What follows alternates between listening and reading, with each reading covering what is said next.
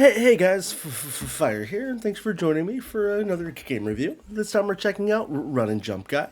This game is developed by Chep Uni Yevgeny and published by Tiernox. I really hope I didn't butcher your name too bad.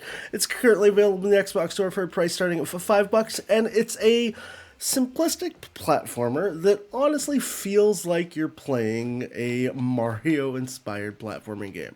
You're going to be going through levels. The big difference is you only have a single life.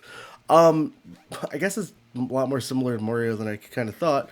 And you're going to be playing across three different worlds that occasionally have bosses that you get to fight and encounter, and then, coins and things you can collect.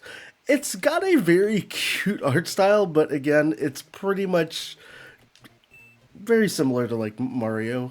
But again, there's a lot of platforming games that try to look exactly like Mario, so you can't really knock it too much.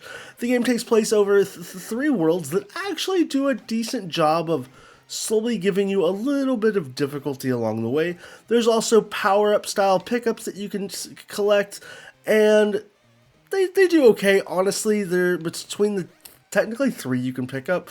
You can get a heart, you can get a fire potion, which probably looks very familiar to old school Mario, and you can get a bubble where you can float and fly. I wonder where that's inspired from. Along the way, as you play, those power-ups will help you defeat the various little enemies that you encounter. Some of them easy to get through and others not so easy. You don't necessarily have to beat all the enemies on the level, although I kind of wish that was part of the requirement to beat the levels. I feel like it would add just a little more to the game.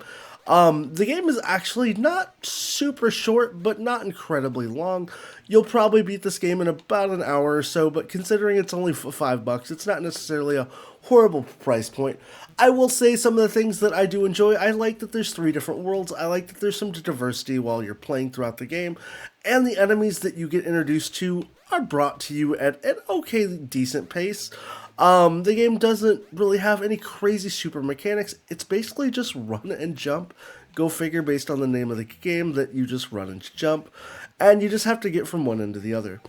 I really like this quaint little game. I looked at the kind of trailer initially, and I was like, oh, this reminds me of Mario, and guess what? It checks every one of those nostalgic boxes that you hope it would. The levels are, again, kind of shortish, but it's okay. I do wish there was even more worlds beyond the three, but again, for $5, you can't really complain and ask for a whole heck of a lot. The boss fight's kind of meh. It's kind of easy to, or not, just getting through the levels. Credit-wise, though, I think it's a solid little pickup for $5.